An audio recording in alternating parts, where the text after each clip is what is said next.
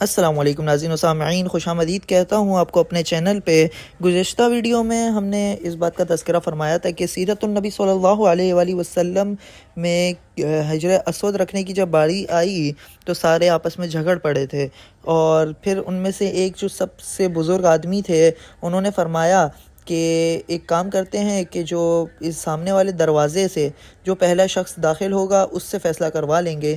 تو ہوا یہ کہ نبی کریم صلی اللہ علیہ وآلہ وسلم اس دروازے سے تشریف لائے، اور اس دروازے کو اب باب السلام کہا جاتا ہے۔ تو نبی کریم صلی اللہ علیہ وآلہ وسلم نے ان کو ایک طریقہ بتایا، اور اس طریقے پہ عمل کر کے حجر اسود کو اس کی جگہ پر رکھ دیا گیا۔ پھر اس کے بعد اللہ تعالیٰ نے یہ بھی بتایا کہ یہ جو تعمیر کعبہ ہے یہ چوتھی دفعہ ہوئی ہے۔ سب سے پہلے جو ہوئی تھی وہ فرشتوں کے ذریعے ہوئی تھی، پھر حضرت آدم علیہ السلام نے کی، پھر حضرت ابراہیم علیہ السلام نے، اور اب قریش کے لوگوں کے ہاتھوں یہ چوتھی مرتبہ ہوئی ہے۔ پھر ہم نے یہ بھی دیکھا پچھلی ویڈیو میں کہ جو نبی کریم صلی اللہ علیہ وآلہ وسلم تنہائی پسند تھے، تو غار حرا میں جا کے اللہ تعالیٰ کی عبادت کیا کرتے تھے، جس کا تذکرہ علماء کرام نے نہیں بتایا۔ پھر ان کے پاس ایک دن حضرت جبرائیل علیہ السلام آئے اور ان کو وحی دی، اور وحی کیا تھی اور بات کیا تھی وہ ہم آگے دیکھتے ہیں۔ انہوں نے آتے ہی کہا اقرأ، یعنی پڑھیے۔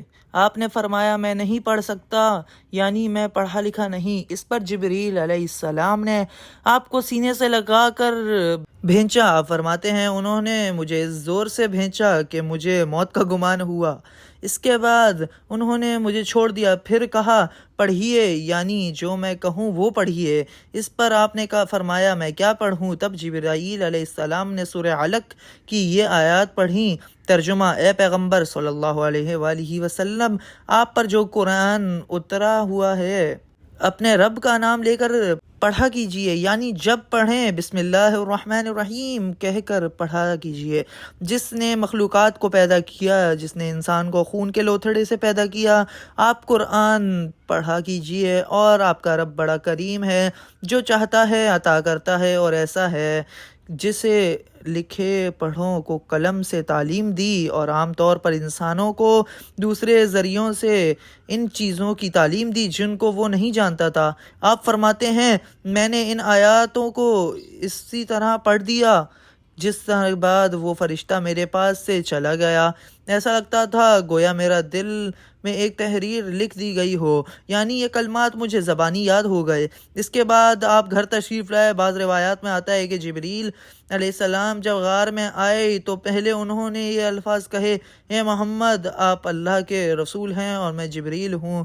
آپ کی گھر تشریف آوری سے پہلے سیدہ خدیجہ رضی اللہ تعالیٰ عنہ نے حسب معمول آپ کے لیے کھانا تیار کر کے ایک شخص کے ہاتھ آپ کے پاس بھجوا دیا تھا، مگر اس شخص کو آپ غار میں نظر نہ آئے۔ اس شخص نے واپس آ کر یہ بات سیدہ خدیجہ رضی اللہ تعالی عنہا کو بتائی۔ انہوں نے آپ کی تلاش میں آپ کے عزیز و اقارب کے گھر آدمی بھیجے، مگر آپ وہاں بھی نہ ملے۔ اس لیے سیدہ خدیجہ رضی اللہ تعالی عنہا پریشان ہو گئیں۔ وہ ابھی اسی پریشانی کے عالم میں ہی تھیں کہ آپ تشریف لے آئے۔ آپ نے جو کچھ دیکھا اور سنا سب بتا دیا۔ انہوں نے اس کی تفصیل سیدہ خدیجہ رضی اللہ تعالی عنہا سے بیان فرما دی۔ جب حضرت جبریل علیہ السلام کا یہ جملہ بھی بتایا کہ اے محمد، آپ اللہ کے رسول ہیں، یہ سن کر سیدہ خدیجہ رضی اللہ تعالی عنہا نے کہا آپ کو خوشخبری ہو، آپ یقین کیجئے، قسم ہے اس ذات کی جس کے قبضے میں میری جان ہے، آپ اس امت کے نبی ہوں گے۔ پھر سیدہ خدیجہ رضی اللہ تعالی عنہا آپ کو اپنے چچازاد بھائی ورقہ بن نوفل کے پاس لے گئیں۔ غار والا سارا واقعہ اس نے سنایا۔ ورقہ بن نوفل پرانی کتابوں کے عالم تھے۔ ساری بات سن کر وہ پکار اٹھے، قدوس قدوس، قسم ہے اس ذات کی جس کے قبضے میں میری جان ہے، خدیجہ اگر تم سچ کہہ رہی ہو تو اس میں شک نہیں، ان کے پاس وہی ناموس اکبر یعنی جبریل آئے تھے جو موسیٰ علیہ السلام کے پاس آیا کرتے تھے۔ محمد اس امت کے نبی ہیں، یہ اس بات پر یقین کر لیں۔ قدوس کا مطلب ہے وہ ذات جو ہر عیب سے پاک ہو۔ یہ لفظ تعجب کے وقت بولا جاتا ہے، جیسے ہم کہہ دیتے ہیں اللہ اللہ۔ ورقہ بن نوفل کو جبریل کا نام سن کر حیرت اس لیے ہوئی تھی کہ عرب کے دوسرے شہروں میں لوگوں نے یہ نام سنا ہی نہیں تھا۔ یہ بھی کہا جاتا ہے کہ ورقہ بن نوفل نے اپنے آپ کے سر کو بوسہ دیا اور پھر کہا، کاش میں اس وقت تک زندہ رہتا جب آپ لوگوں کو اللہ کی طرف دعوت دیں گے، میں آپ کی مدد کرتا، اس عظیم کام میں بڑھ چڑھ کر حصہ لیتا۔ کاش میں اس وقت تک زندہ رہوں جب آپ کی قوم آپ کو جھٹلائے گی اور آپ کو تکالیف پہنچائے گی، آپ کے ساتھ جنگیں لڑی جائیں گی اور آپ کو یہاں سے نکال دیا جائے گا۔ اگر میں اس وقت تک زندہ رہا تو آپ کا ساتھ دوں گا، اللہ کے دین کی حمایت کروں گا۔ آپ یہ سن کر حیران ہوئے اور فرمایا، میری قوم مجھے وطن سے نکال دے گی؟ جواب میں ورقہ نے کہا، ہاں، اس لیے کہ جو چیز آپ لے کر آئے ہیں، اسے لے کر جو بھی آیا اس پر ظلم ڈھائے گئے، اگر میں نے وہ زمانہ پایا تو میں ضرور آپ کی پوری مدد کروں گا۔ ورقہ نے حضرت خدیجہ رضی اللہ تعالی عنہ سے یہ بھی کہا، تمہارے خاوند بے شک سچے ہیں، در حقیقت یہ باتیں نبوت کی ابتدا ہیں، یہ اس امت کے نبی ہیں۔ لیکن اس سے کہ کچھ ہی مدت بعد ورقہ بن نوفل کا انتقال ہو گیا، انہیں حجون کے مقام پر دفن کیا گیا۔ چونکہ انہوں نے آپ کی تصدیق کی تھی، اس لیے نبی کریم صلی اللہ علیہ وآلہ وسلم نے ان کے بارے میں یہ فرمایا، میں نے ورقہ کو جنت میں دیکھا ہے، اس کے جسم پر سرخ لباس تھا۔ ورقہ سے ملاقات کے بعد آپ گھر تشریف لے آئے، اس کے بعد ایک مدت تک جبریل علیہ السلام آپ کے سامنے نہیں آئے۔ درمیان میں جو وقفہ ڈالا گیا اس میں اللہ تعالیٰ کی یہ حکمت تھی کہ آپ کے مبارک دل پر جبریل علیہ السلام کو دیکھ کر جو خوف پیدا ہو گیا تھا اس کا اثر زائل ہو جائے اور ان کے نہ آنے کی وجہ سے آپ کے دل میں وحی کا شوق پیدا ہو جائے۔ چنانچہ ایسا ہی ہوا، جبرائیل علیہ السلام کی آمد کے بعد سلسلہ رک جانے کی بعد آپ کو صدمہ ہوا۔ کئی بار آپ پہاڑوں کی چوٹیوں پر چڑھ گئے تاکہ خود کو وہاں سے گرا کر ختم کر دیں، لیکن جب بھی ایسا آپ نے کرنے کی کوشش کرتے، جبرائیل علیہ السلام آپ کو پکارتے ہیں، محمد آپ حقیقت میں اللہ کے رسول ہیں۔ یہ کلمات سن کر آپ کو سکون محسوس ہوتا، لیکن جب پھر وحی کا وقفہ کچھ اور گزرتا تو آپ بے قرار ہو جاتے، رنج محسوس کرتے اور اسی طرح پہاڑ کی چوٹی پر چڑھ جاتے۔ چنانچہ پھر جبرائیل علیہ السلام آ جاتے اور آپ کو تسلی دیتے۔ آخر دوبارہ وحی ہوئی، سورہ مدثر کی پہلی 3 آیات اتری۔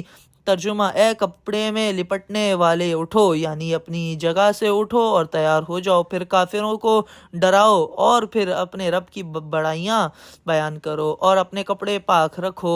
اس طرح آپ کو نبوت کے ساتھ تبلیغ کا حکم بھی دیا گیا۔ ابن اسحاق لکھتے ہیں، سیدہ خدیجہ رضی اللہ تعالی عنہا پہلی خاتون ہیں جو اللہ اور اس کے رسول پر ایمان لائیں، اور اللہ کی طرف سے جو کچھ حضرت لے کر آئیں اس کی تصدیق کی۔ مشرکین کی طرف سے آپ کو جب بھی تکلیف پہنچی، صدمہ پہنچا، سیدہ خدیجہ رضی اللہ تعالی عنہ نے آپ کو دلاسا دیا۔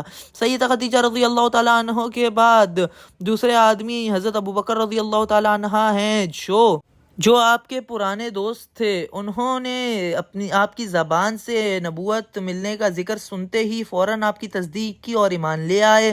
بچوں میں سیدنا علی رضی اللہ تعالی عنہ نے آپ پر ایمان لائے، جو آپ پر پہلے ایمان لانے والے تھے بچوں میں، اور ان کے ایمان لانے کا واقعہ کچھ اس طرح ہے۔